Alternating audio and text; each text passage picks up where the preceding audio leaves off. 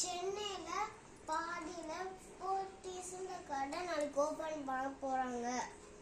பாருங்க ஃப்ரெண்ட்ஸ், என்ன மாதிரி குட்டீஸ் இருக்க வீட்லலாம் நாளைக்கு சண்டே, நாளைக்கு தான் ஓபன் பண்ணுவாங்க.